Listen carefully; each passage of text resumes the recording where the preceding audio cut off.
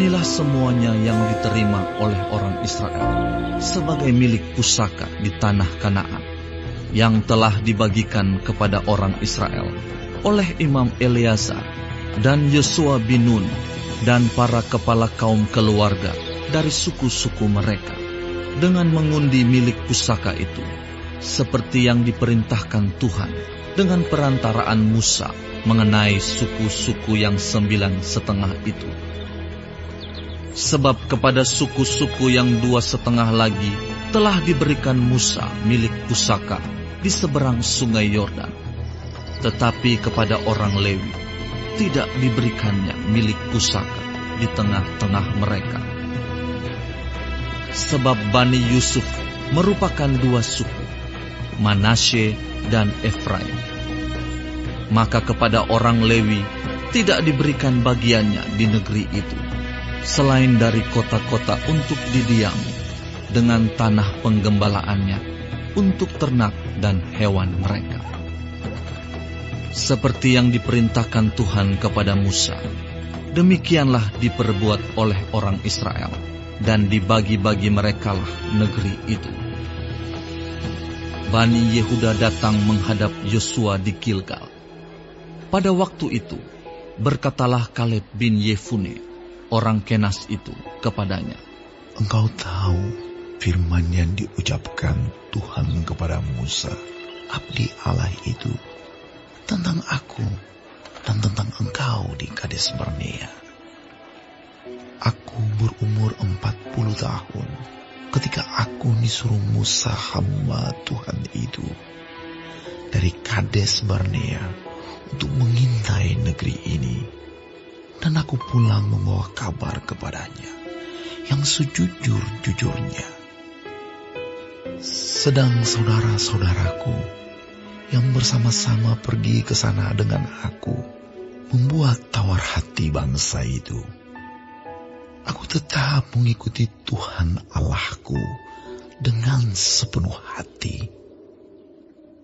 Pada waktu itu Musa bersumpah, katanya, sesungguhnya tanah yang diinjak oleh kakimu itu akan menjadi milik pusakamu dan anak-anakmu sampai selama-lamanya.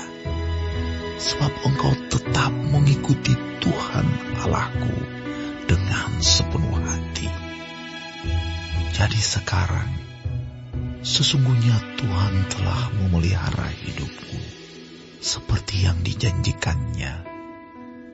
Kini sudah 45 tahun lamanya sejak diucapkan Tuhan firman itu kepada Musa. Dan selama itu orang Israel mengembara di padang gurun. Jadi sekarang telah berumur 85 tahun aku hari ini. Pada waktu ini aku masih sama kuat seperti pada waktu aku disuruh Musa. Seperti kekuatanku pada waktu itu, demikianlah kekuatanku sekarang untuk berperang dan untuk keluar masuk. Oleh sebab itu, berikanlah kepadaku pegunungan yang dijanjikan Tuhan pada waktu itu. Sebab engkau sendiri mendengar pada waktu itu bahwa di sana ada orang enak dengan kota-kota yang besar dan berkubu. Mungkin Tuhan menyertai aku, sehingga aku menghalau mereka seperti yang difirmankan Tuhan. Lalu Yosua memberkati Kaleb bin Yefune, dan diberikannya Hebron kepadanya, menjadi milik pusakanya. Itulah sebabnya Hebron menjadi milik pusaka Kaleb bin Yefune, orang Kenas itu, sampai sekarang ini, karena ia tetap mengikuti Tuhan Allah Israel dengan sepenuh hati. Nama Hebron dahulu ialah Kiryat Arba. Arba ialah orang yang paling besar di antara orang Enak. Dan amanlah negeri itu berhenti berperang.